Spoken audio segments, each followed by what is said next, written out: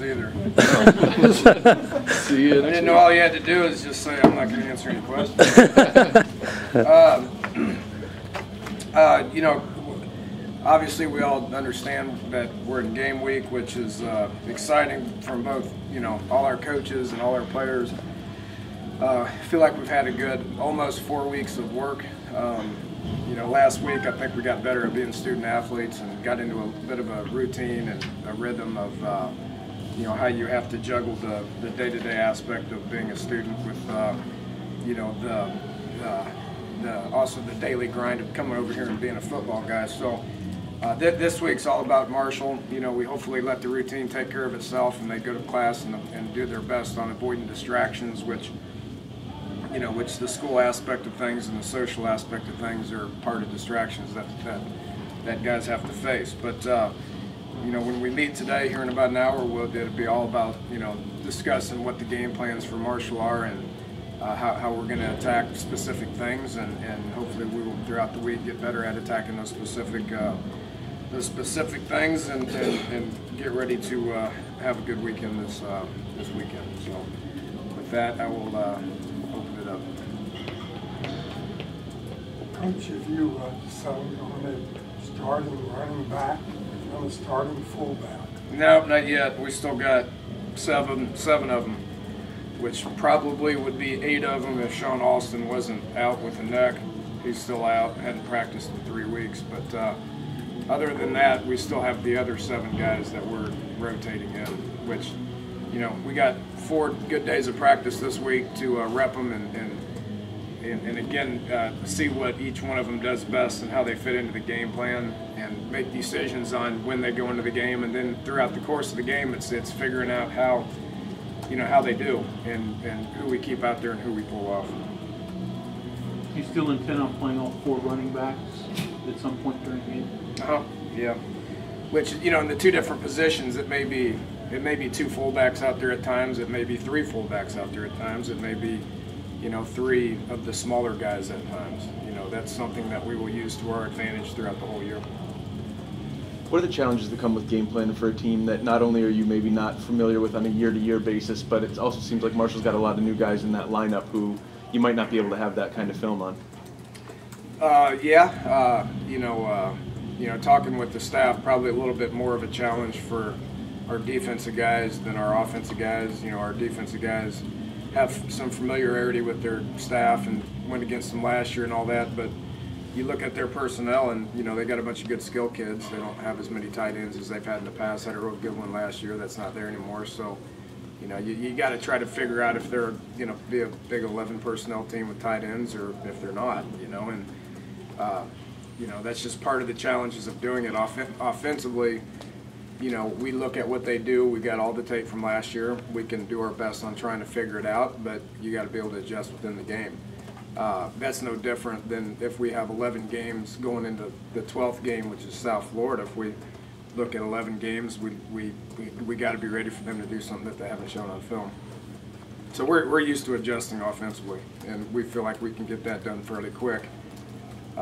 It's harder for defenses, but it's also harder for offenses to change what they're doing week in and week out. But since they haven't played in 8 months, they've had lots of time to be able to work out what they want to do. Do you feel like it's easier when you don't know what they're going to be able to do and you kind of have to go into the game plan knowing you're going to make adjustments rather than a team you're really familiar with and you kind of expect certain things out of them? You know, I've used this example in the past, but, you know, where I was at last year, I had a lot of familiarity with OU, and then OU came in defensively and changed everything they did. From a coaching standpoint, you know, you want to know what they're doing. The unknown is something that drives coaches crazy throughout the week. You want to know what they're going to do. You want to know what their tendencies are. You want to know what their personnel is, but, you know, you got to be able to adjust whether there's a ton of familiarity or whether there isn't. In last year's film, they were coming back and they threw the ball an awful lot in their final 2 drives, Gino specifically. Do you pay more attention to how they guarded the pass with that personnel, or is that irrelevant because the situation was different?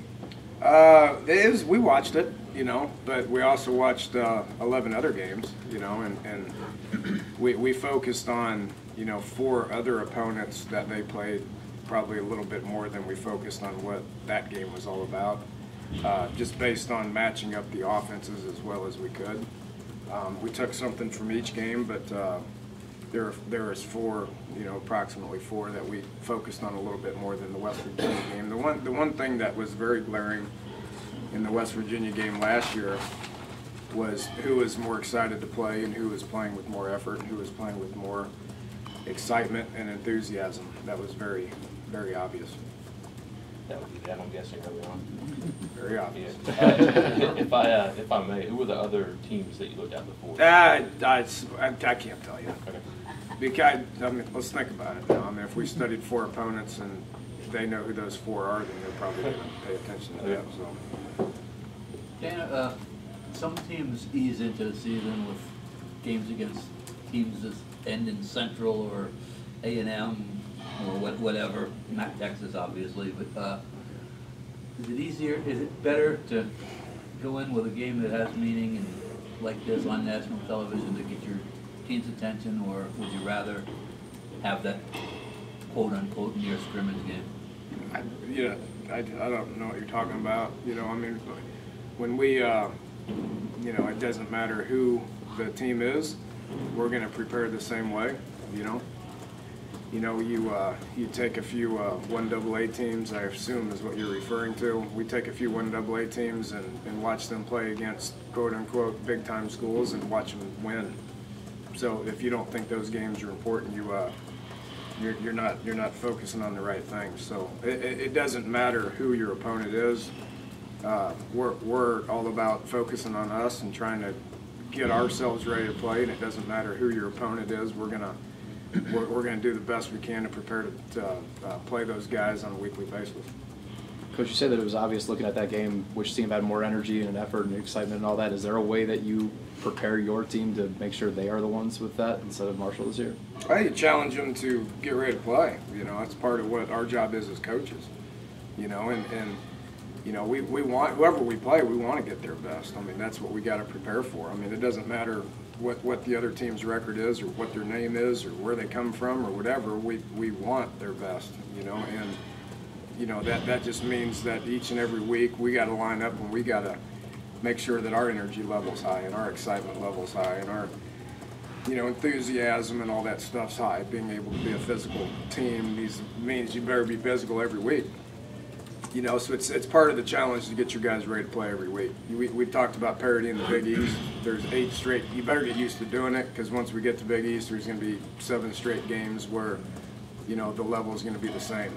And you better get used to figuring out how, one, you coach it, and 2, how you do it as players to the point to where you can play your best every week.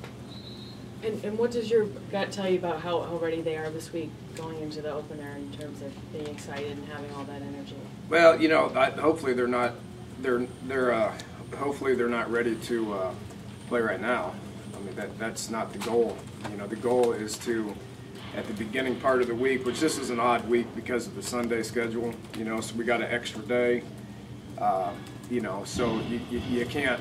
If we're ready to play right now, then we got 5 days of a tough task as coaches for them to be able to maintain that. We got to let it build throughout the week.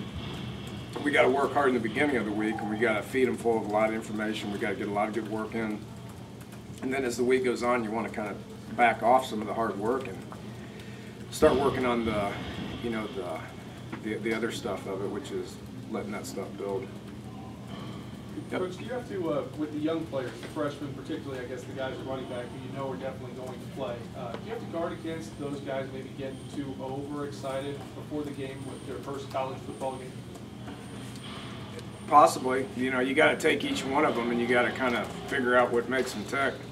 If guys get too geared up, you got to back them off a little bit, and with a lot of the older kids, we kind of know what we're dealing with a little bit, but the newer guys, you got to figure out what makes them. And if they're guys that can't settle down, then they're probably not going to play as much. That's part of being able to handle this level is to be able to relax and focus on the stuff that that matters and all that. So we'll have to take them on an individual basis. Gino's a guy that gets pretty fired up too, which we talk to him all the time about relaxing. Coach, can you talk